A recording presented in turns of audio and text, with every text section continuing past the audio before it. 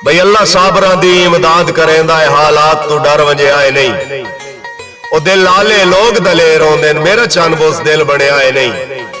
ते साढ़े साथे शायद हुण दर्द ना पड़े, कदी भुल के ये सोचा है नहीं। और मैं तो तुहाडी संगत संभाल के रखसा, तुसा साच मुखा छुड़िया है नहीं।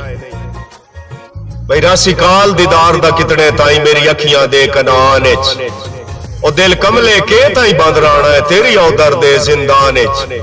ओ तू इंज फुट से वत मिल से ही कोई ना, ना दर्द दे वहम गुमान विच। ओ तेरी इतनी लम्मेड़ तू शक पाउंदा है, दिल कोई नहीं तो इंसान विच। भाई मन मर्जियां हर कोई कर लैंदा है, जे वक्त टिकाने होवेन।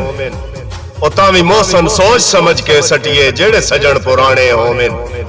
ओ पहले दसिए कहंदी गुरबत दे, जे बार नचाने होवेन। मुश्ताक जहान ते कमलियां दे, शाला सजन सियाणे होवेन।